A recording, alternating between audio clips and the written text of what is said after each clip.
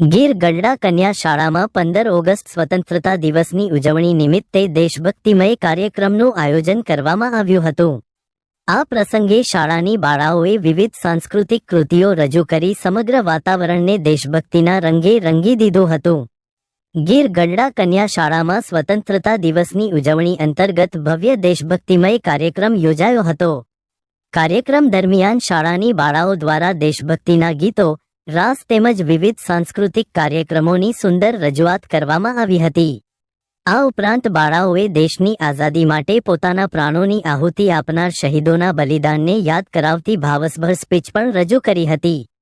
બાળાઓની દેશભક્તિથી ભરપૂર રજૂઆતને ઉપસ્થિત સૌએ ઉત્સાહભેર વધાવી હતી।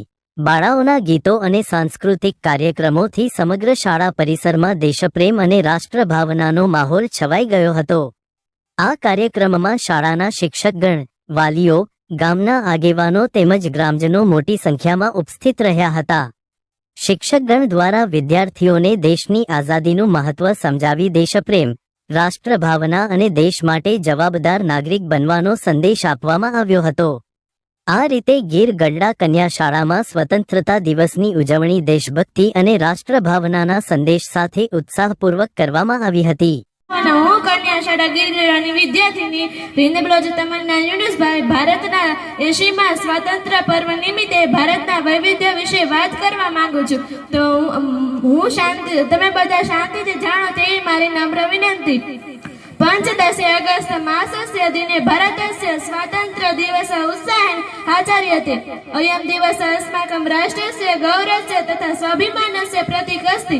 अयं दिवस अस्माकं राष्ट्रस्य गौरवस्य तथा स्वाभिमानस्य प्रतीक अस्ति। असंख्य स्वातंत्र्य वीरो स्व प्राणान् व्यक्त्वा एतत् स्वातन्त्र्यं प्राप्तं। तेषां त्याग साहसं राष्ट्रभक्तिस्य अस्माभिः निवेशवर्तयाः। वयं सर्व राष्ट्रहिताय